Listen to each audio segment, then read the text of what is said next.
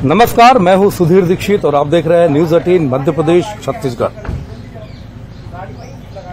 फिल्मी पर्दे की बात आती है और मध्य प्रदेश की जब बात आती है तो एक ऐसा चेहरा सामने आता है जो पर्दे पर जितने खूंखार विलेन के रोल में दिखते हैं उतने सहज और सरल है और उतने ही लोकप्रिय भी है। आशुतोष राणा जी इस वक्त हमारे साथ मौजूद है। बहुत बहुत स्वागत है। बहुत बहुत धन्यवाद राणा जी आपका। हम बात कर रहे थे अभी आपकी बहुत सारी वैरायटीज की। जब आशुतोष राणा का नाम सामने आता है तो बहुत सारी वैरायटीज निकल कर आती है। आध्यात्म, साहित्य, बहुत सारी किताबों की भी चर्चा है। अभिनय से साहित्य का रुझान कैसे शुरू हुआ? देखिए, अभिनय जो है वो समष्टि को, संसार को स्वयं बना के प्रस्तुत करने की एक विधा है और साहित्य जो है, लेखन जो है, वो स्वयं को संसार बना के प्रस्तुत करने की विधा है। तो एक स्व से संसार की यात्रा है और दूसरी संसार से स्व की यात्रा है। और मुझे लगता है कि किसी भी व्यक्ति का, चाहे वो आप हो, मैं हूं या संसार में कोई भी हो, कला उसकी प्रकृति होती है, कला उसका स्वभाव होता है। कुछ लोग होते हैं जो कला को जीविका के लिए उसका उपयोग करते हैं, तो वो कलाजीवी कहलाते हैं, कलाकार कहलाते हैं। लेकिन देखा जाए तो कलाकार इस संसार में सारे के सारे लोग हैं, क्योंकि कलाकार का मतलब ही होता है जो निराकार को साकार करे वो कलाकार। कि चाहे तो अब जैसे जितने भाव हैं, भाव निराकार होते हैं, लेकिन हम भाषा या भंगिमा के माध्यम से उन भावों को साकार प्रस्तुत करते हैं और लोगों को अनुभूत करवाने का प्रयास करते हैं। तो मुझे लगता है कि साहित्य हो या अभिनय हो, एक में आपको लिखना है, विचारना है और दूसरे में आपको करना है। तो कर्म और कथन की जो एक जुगलबंदी होती है वो साहित्य और कलाकार की जुगलबंदी है, अभिनेता की जुगलबंदी है। आपका नाम भगवान शिव का नाम भी है जी। कुछ कहानी है सुनी हमने कि नाम के पीछे भी आपने खुद अपना नाम रखा, क्या कहानी है? कहानी सिर्फ इतनी ही है कि जब हमारे घर में पार्थिव शिवलिंग निर्माण की प्रतिदिन पूजा होती थी और मैं छोटा था, तकरीबन 3.5 बरस की हमारी उम्र होगी, तो उस दौरान जब एक दिन पार्थिव शिवलिंग निर्माण अपनी रुद्राभिषेक हो रहा था, तो हमारे गाडरवारा जो हमारा गांव है, हमारा जन्म स्थान है, तो वहां पे मैं अपनी माताजी और पिताजी के साथ बैठा हुआ था, माताजी की गोद में था। तो जब श्रद्धेय पंडित जी ने ओम आशुतोषाय नमः करके हमसे वो करवाए, तो मुझे अचानक ये लगा कि इसका मतलब क्या होता है। और हमारे यहाँ बच्चों को प्रश्न पूछने की स्वतंत्रता थी, तो भले ही 3.5 बरस की उम्र हो, लेकिन बच्चे जितने छोटे होते हैं उनकी जिज्ञासाएं को हम बड़े लोग अक्सर बहुत छोटी मान के टाल देते हैं। लेकिन हमारे यहाँ ये था कि छोटा बच्चा है तो उसकी छोटी जिज्ञासा उसके लिए बहुत बड़ी जिज्ञासा है। तो उसका समाधान किया गया और बताया गया कि ये देवाधिदेव महादेव शिव का एक नाम है।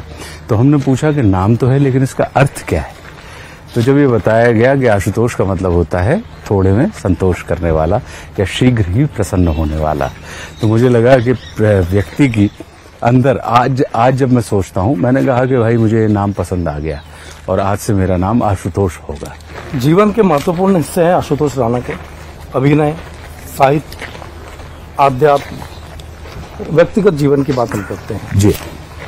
रेणुका जी और आशुतोष राणा की जोड़ी एक आदर्श जोड़ी के तौर पर देखी जाती है जी। कैसे सिलसिला शुरू हुआ? रेणुका जी घर घर के आपने देखा होगा, घर घर में भाभी जी के बराबर का सम्मान उन्होंने प्राप्त किया है जी। तो कैसे सिलसिला शुरू हुआ? इस जगत में सबसे ज्यादा कठिन होता है प्रेम तो हमको, आपको, सबको मिल जाता है, लेकिन सम्मान और विश्वास, ये 2 चीजें कमाने के लिए कहीं ना कहीं हमारे आपके सबके पूरे जीवन निकल जाते हैं। तो ये परम सौभाग्य है और परम सौभाग्यशाली हैं हम और रेणुका जी के दोनों के जीवन में प्रेम तो मिलता ही है, परिचितों से, अपरिचितों से, सुपरिचितों से, बंधु बांधवों से, परिजनों से और अरिजनों से, सबसे, लेकिन उसके साथ साथ हमें सम्मान और विश्वास भी मिलता है। तो रेणुका जी हमारी मित्र थी और जब हम मुंबई में काम कर रहे थे और फिल्में कर रहे थे तो उस दौरान मित्र थी। तो परम पूज्य दद्दा जी जो मेरे जीवन के मार्ग भी हैं, मार्गी भी हैं और मंजिल भी हैं, तो दद्दा आए और दद्दा ने ये तय किया कि बेटा ये जो तुम्हारा बंधुत्व है रेणुका का और तुम्हारा, इस बंधुत्व को अब कहीं ना कहीं और सघन होना है और तुम दोनों को परिणय सूत्र में बन जाना चाहिए, क्योंकि तुम दोनों ही एक दूसरे के पूरक हो।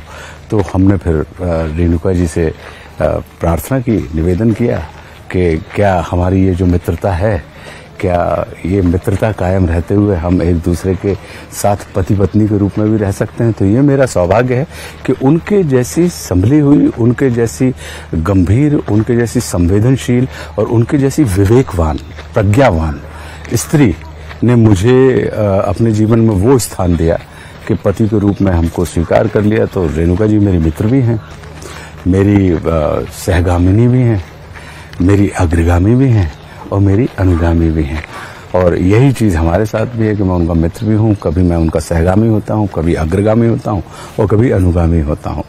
क्यों? क्योंकि कहीं ना कहीं प्रेम की सफलता के लिए जो रेणुका जी के साथ जुड़ते हुए मुझे लगा कि समझ आई कि प्रेम अगर है तो प्रेम के अंदर आपके अंदर स्वामी होने की भी क्षमता होनी चाहिए और आपके अंदर दासत्व की भी भावना होनी चाहिए। आप दास होने की भी क्षमता आपके अंदर, हुनर आपके अंदर होना चाहिए।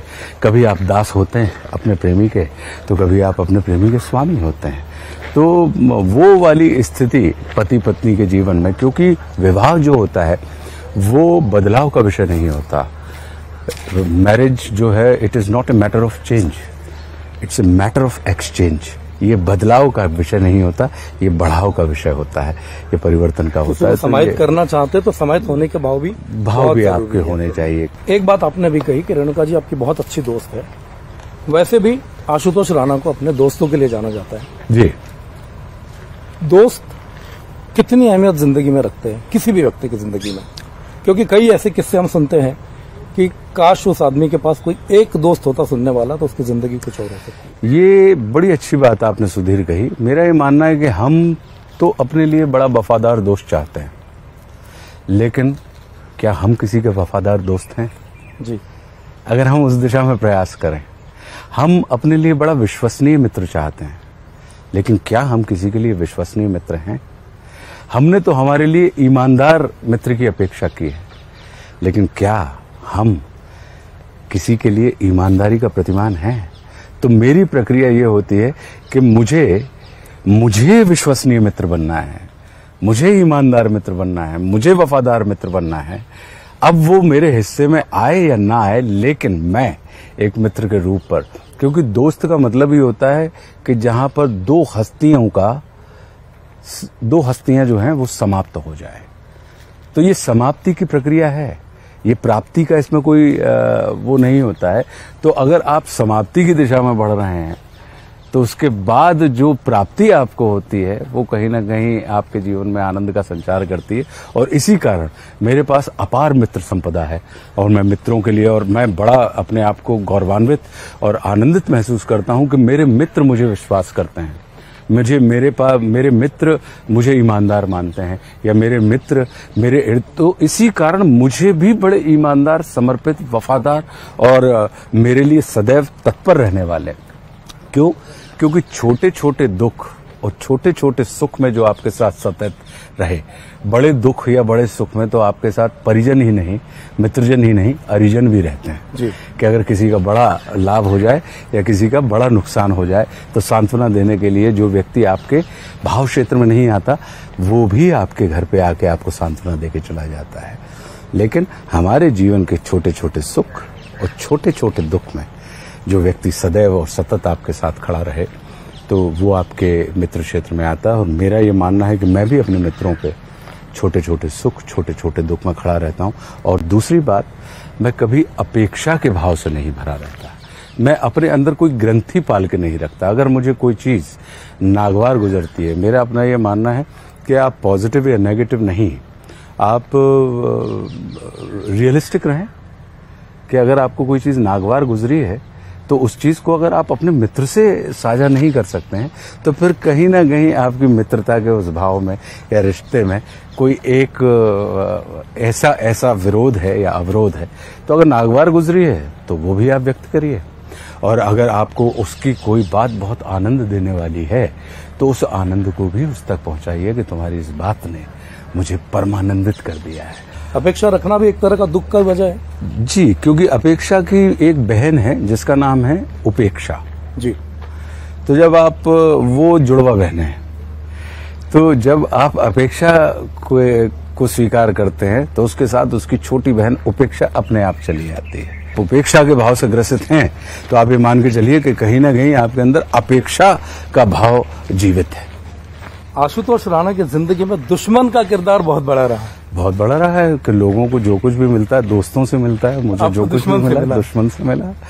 हमारी पहली फिल्म का नाम ही दुश्मन है। तो जिस आशुतोष को आज इंटरव्यू करने का सौभाग्य प्राप्त हो रहा है, कि जिसके साक्षात्कार लिए जा रहे हैं, उस एक अपरिचित और एक शेष आशुतोष को जो आज एक विशेष रुतबा मिला है परम पूज्य गुरुदेव दत्ता जी की कृपा से, तो वो मेरी फिल्म दुश्मन के कारण मिला है। तो मैं इसको उपमा उपमेय अलंकार में यही कहता हूं। और आप देखें जीवन में भी आजमा के देखिए आप कि अगर आपके कद का अंदाजा आपके दोस्तों को देखकर नहीं लगाया जाता, आपके कद का अंदाजा आपके दुश्मनों को देखकर लगाया जाता है। क्यों?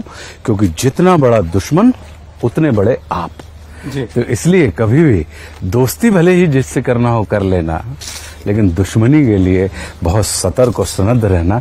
दुश्मनी जब भी करें तो अपने से किसी बड़े रुतबेदार व्यक्ति के साथ करें, क्योंकि वो दुश्मन, वो रुतबेदार व्यक्ति आपको खींचकर अपने समकक्ष खड़ा कर लेगा। तो वो दुश्मनी आपको मिटाने का नहीं, आपको बढ़ाने का काम करती है। लेकिन तब जब आपकी अमित्रता, आपकी दुश्मनी अपने से बड़े व्यक्ति से हो, और बड़े व्यक्ति चाहे मित्र के रूप में हो और चाहे शत्रु के रूप में हो, वो व्यक्ति को एलिवेट ही करते हैं, उठाते ही हैं। राम राज्य को लेकर भी कुछ नई योजना है क्या? किस तरह का साहित्य का रुझान है और किस तरह साहित्य आपको जोड़ता है? अभी शीघ्र ही मेरी एक कहानियों की किताब आएगी जिसका नाम है आशुतोष नीति जीवन की रीति। फिर एक व्यंग्य संग्रह भी आएगा। फिर एक कहानियों की किताब आएगी हमारी जिसमें पौराणिक कथानकों की कहानियां हैं, तो उसके ऊपर आएगी। और फिर 2 उपन्यास के ऊपर मैं काम कर रहा हूं। एक का नाम है राज्याभिषेक और एक का नाम है वासुदेव कृष्ण। तो इन 2 उपन्यासों के ऊपर काम मैं कर रहा हूं, वो भी आपको शीघ्र ही आपके पाठकों के हाथ में होंगे। एक कलाकार देख लिया, एक साहित्यकार देख लिया, आध्यात्म की ओर झुकाव, धर्म की ओर झुकाव, और उनकी सबकी अपनी अपनी व्याख्या जी।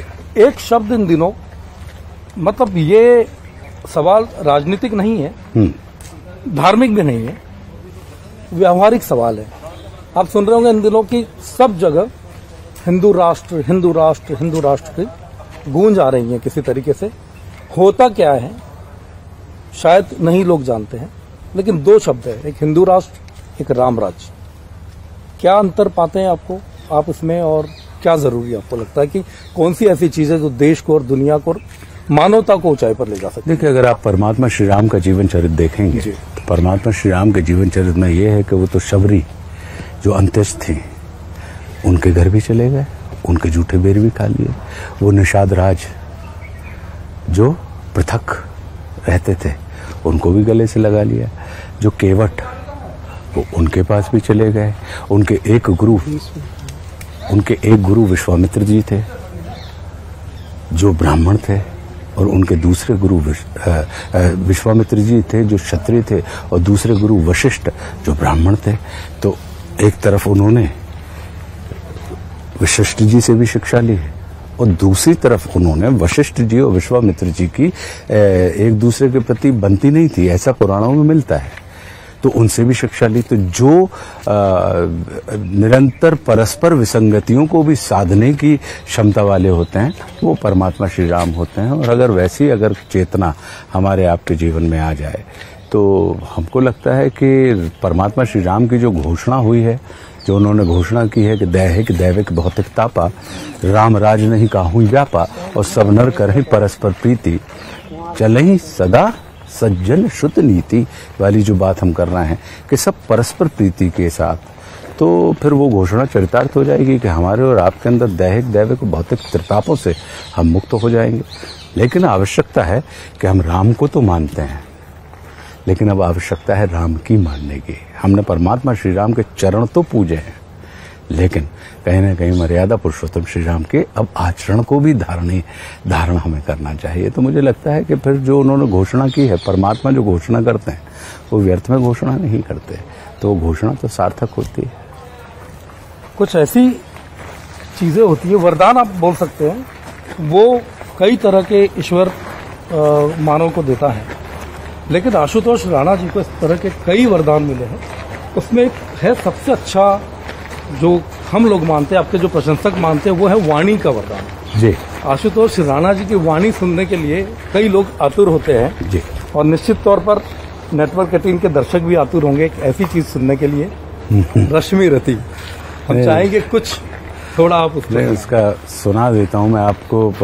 कृष्ण की चेतावनी का जो पहला हिस्सा है कि मतलब जब वो तमाम संघर्षों की दास्तान जो कही गई है, उसमें यही है कि हो गया पूर्ण अज्ञातवास, पांडव लौटे वन से साहस, पावक में कनक सदृश टपकर, वीरत्व लिए कुछ और प्रखर, नस नस में तेज प्रवाह लिए कुछ और नया उत्साह लिए।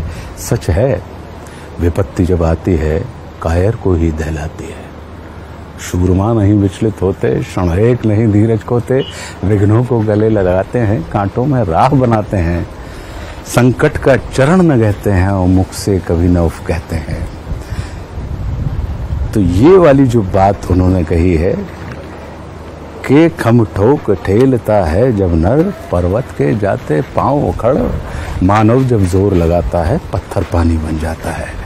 गुण बड़े एक से एक प्रखर हैं छिपे मानवों के भीतर, मेहंदी में जैसे लाली हो, वर्तिका बीच उजियाली हो, बत्ती जो नहीं जलाता है रोशनी नहीं बह पाता है, पीसा जाता जब इक्षुदंड, झरती रस की धारा अखंड, और मेहंदी जब सहती है प्रहार, बनती ललनाओं का श्रृंगार, और जब फूल पिरोए जाते हैं हम उनको गले लगाते हैं। तो इसमें श्रद्धेय रामधारी सिंह जी दिनकर ने बड़ी अद्भुत विपत्तियों की या संघर्षों की, अक्सर विपत्तियों को हम अपने शरण का कारण मानते हैं, लेकिन उन्होंने इस पूरे दृष्टांत के माध्यम से बताया कि विपत्तियां आपके शरण की नहीं, आपके सृजन की कारक भी हो सकते हैं। वो आपको मिटाने के लिए नहीं, वो आपको बनाने के लिए भी आते हैं। तो अगर आप मिटने तैयार हैं तो परमात्मा श्री कृष्ण स्वयं आपके साथ उस महासमर में आके खड़े हो जाएंगे, और वह जो जगत का दाता है वो आपके लिए दूत कार्य करने भी तैयार हो जाएगा, और वो पहुंच जाएंगे कौरवों की सभा में आपके लिए प्रीति मांगने के लिए। तो ये उसमें उन्होंने बहुत अच्छा वर्णन किया है और मेरे हृदय के काफी करीब है ये रचना। तो ये है अभिनेता आशुतोष राणा जी। इनका साहित्यिक स्वरूप, धार्मिक स्वरूप, आध्यात्मिक स्वरूप भी हमने देखा, और रश्मि रति का जो अद्भुत वर्णन है वो अगर इनकी जुबान से जब सुनते हैं तो हम एक दूसरी दुनिया में चले जाते हैं। बहुत बहुत धन्यवाद आपको। बहुत बहुत धन्यवाद सुधीर। बहुत बहुत शुक्रिया।